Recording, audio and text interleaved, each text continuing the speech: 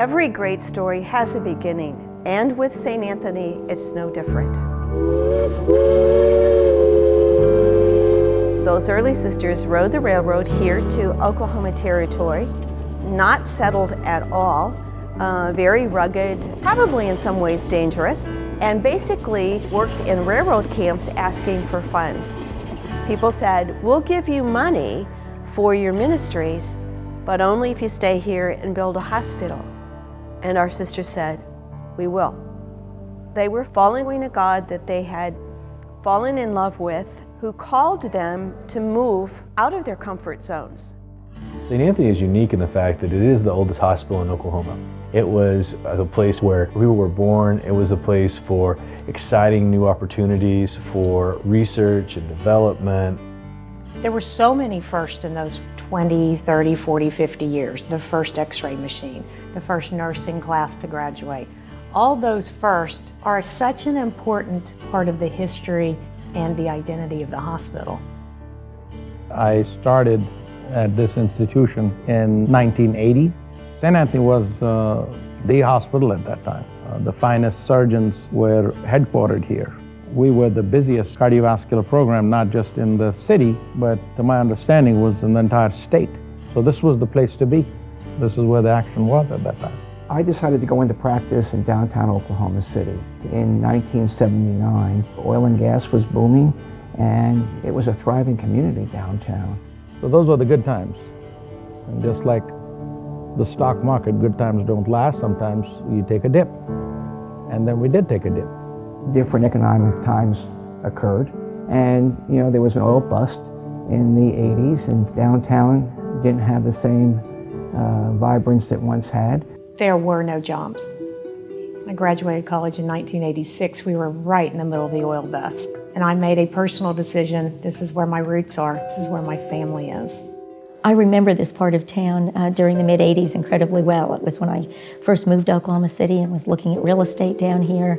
Sidewalks were cracked, full of grass growing up between them. The buildings were boarded up, windows broken. It just was not a very welcoming environment.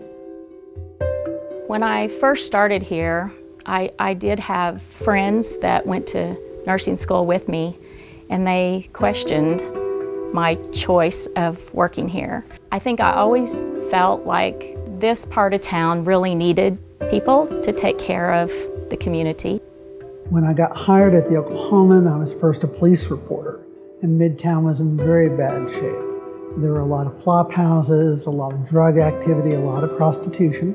Really looking back, one of the saddest and funniest situations was when St. Anthony came to us and came to the mayor and to the city manager and said, "We need your help. There's a hotel across the street from our hospital that's active as a lair of prostitution." And so one day, Glenn Deck was the city manager at the time. One day he goes and gets his lunch at Taco Bell and drives his car up, sits on 9th Street, right about where Starbucks is now, and watches the prostitutes coming and going and their customers coming and going during lunch hour. It was a really rough part of town. People were moving out into the suburbs. Businesses left. And the doctors also started to leave. And we lost the cardiovascular program. People would come up to me and say, "Okay, Ifti, are you going to come with us? Or are you going to be the last man standing and you'll turn the switches off?" I said, "Well, I'm going to take my chance. I think the thing will come around. We will survive." St. Anthony's is a Midtown hospital. And then all of a sudden we got the moniker of we were an inner city hospital. And then got the moniker that said it's a poor person's hospital, which was absolutely not true. Physicians were moving in droves out to the suburbs, but there were still a few that stayed. And I'm still thankful for those people that stayed, because they're the people that helped keep the doors of St. Anthony open. Not far from here, the Murrah building was bombed in April of 1995. And I'd have to say we all learned a lot about ourselves. We learned a lot about our community and about our resilience and about our willingness to stick together in difficult times. Everything was shattered that day. So I think it was part of the natural grieving process that for a time, the downtown area was unsure of itself. And really what happened after the bombing is it depopulated this area. The daycares, the dry cleaners, the restaurants, all those things were gone. Hundreds of buildings were damaged or destroyed in the bombing. So what you had for about 5 years was everything frozen in place. It was just almost like a lunar landscape. As we moved through the later 90s, I think we began to take a different look at ourselves as far as what we felt like we needed to be, and we contemplated, would we serve our mission and ministry better by going where the people are? Oklahoma City had passed maps, and they were doing a ton of renovations in downtown Oklahoma City. But still, this Midtown area was not developed. We were still struggling financially. And so we thought, well, what if we move south? And that created this firestorm all across Oklahoma City. I recall specifically that I was a member of Rotary Club, and the CEO of St. Anthony's gave a talk about an award that St. Anthony's had received, a national award. And he was asked at the end of this presentation, is there any truth to the rumor that St. Anthony may be moving out of Midtown? And he gave a very calculated but vague answer. And so headlines in the Oklahoman the next day, is St. Anthony going to move out to the suburbs or to some other area? Steve Hunter and Cynthia Archinaco came and they said, would you come and talk to our medical staff? Because they're going to be making the decision whether to recommend moving to the suburbs or not. And they'd like to hear why they should stay downtown. These doctors are used to dealing with life and death issues every day. And here's this elected official who's coming to talk to them about don't relocate your hospital. And so they're used to not betraying their emotions. And so I'm looking for some kind of input. You know, would you nod your head? Would you shake your head? Would you do something? I got nothing out of them. And it was by far the most difficult meeting I ever had as mayor. This is a very serious moment. Could they really survive in a blighted urban neighborhood, or was it time to accept enticements? And there were enticements from developers in suburban areas to move. And this would be a very hard decision because no hospital had the kind of history with Midtown and with the urban core that St. Anthony did. I know when the hospital was thinking about closing and moving maybe to another area, there was a lot of concern. What is our indigent population going to do? This is where God had planted us to serve the needs of the people of this area. Where would they go if we left? In 2004, we decided to stay. And with that, we embarked ourselves on a pretty aggressive cultural change both inside the hospital and outside the hospital. And it was a very significant day when the word came that Saints was going to stay. And not only stay, but reinvest over $200 million in their campus to bring it up to the level of excellence that it is today. The decision to stay here was powerful. A city is not a city without a strong downtown. It would not be that way if St. Anthony had moved. From a business perspective, they probably didn't make a lot of sense. But you know, ours is not totally about business. Ours is about a mission. To St. Anthony's credit, they were willing to invest a lot of money in this neighborhood. They had invested a lot of money in this neighborhood, but they could no longer do it alone. They needed the help of the city and county. And you had a very, very visionary mayor and city council, a very forward-looking county commission, and you had downtown civic leaders, and they could see the potential of Midtown. And they also could see the devastation that would occur if St. Anthony left. I think what's really exciting about this is that it isn't just St. Anthony created this. Yes, we were the impetus, we stayed, we started reinvesting in our facility, and what that created was lots of synergy with everything else that's happened. Saint's decision to stay was the catalyst. It was the pebble that dropped in a pond, and you just began to see the ripples. Midtown has come back, it's alive. It's a healthy Midtown. We have bowling alleys, burgers, and we've got high-end dining. We've got the OCU Law School. We can list 40 projects probably that make up what Midtown is today that are only here because St. Anthony made the decision 12 short years ago. It's just seems impossible, but 12 years ago to reinvest in their downtown campus and make this part of Oklahoma City thrive. Midtown is a very walkable community where you can live and work and play, get your health care and everything in one spot. You can see the momentum. You can see all the houses being built. There's millions of dollars being spent on housing, many of them modern contemporary homes. These are people's dream homes, and they're building their dream homes around St. Anthony. Midtown today is a great success story. It's probably Oklahoma City's greatest success story as far as going from something that was very bad to something that's really thriving. And the two reasons are St. Anthony, and St. Anthony's the biggest.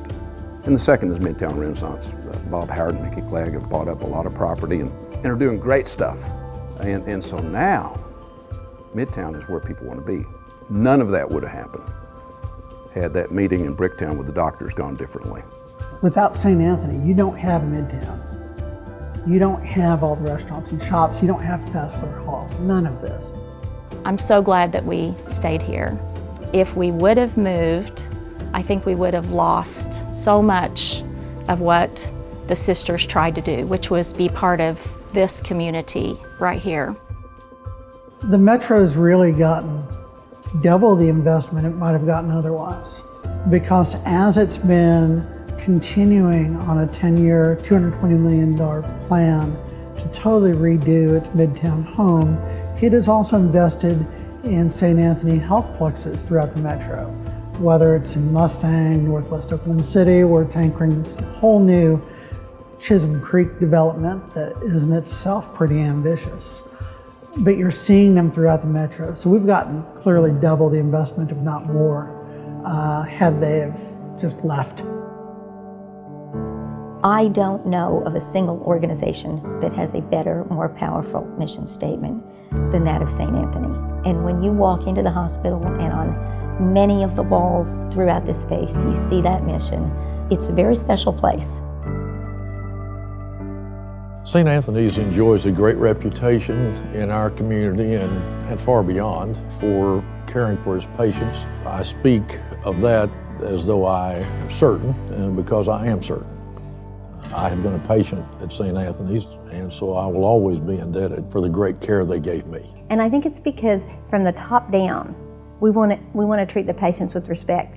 And we don't look at their ability to pay, we don't look at their race or their gender or anything. We just say, this is the patient, they're sick, it is our job to make them feel as good as they can. I feel like I'm a part of the history of St. Anthony, and I feel like I'm a part of the team, and that my opinion counts here. That's why I think it's a great place to work. One of the most exciting things to me that's happened over the last several years at St. Anthony is the development of the Saints First Network.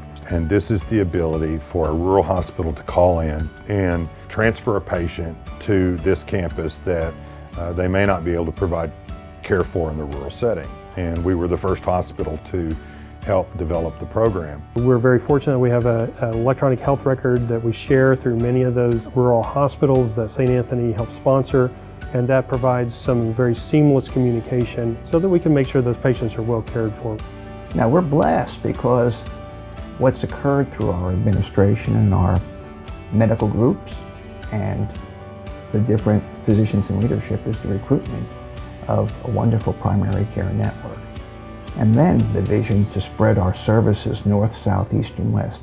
And then with the Saints First program to bring people in from surrounding communities. We've taken that vision and expanded it across Oklahoma. You have other hospital systems that have hospitals all over the place, but not an integrated system that helps take care of people.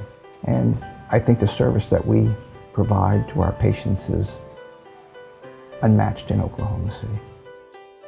We're building a brand new intensive care unit and ER facility, and we're getting ready for the challenges that healthcare is going to bring to us.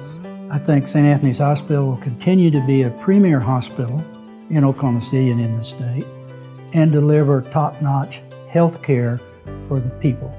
I believe that if you're doing the right thing for the right reason, your future is always bright. And in this instance, I feel great about the future of St. Anthony's. It's amazing what's happened to St. Anthony in a dozen years. It's not just transformed itself in an amazing way, but it's led in transforming an entire neighborhood. And what it's accomplished in Midtown is inspiring changes throughout the metro. And I'm excited to see how this all continues to evolve. Midtown's not done yet, and St. Anthony is not done either. I really don't know another place that has changed an entire neighborhood in 12 years and also changed from being a dying inner city hospital to being the fastest growing, vibrant hospital that we are today.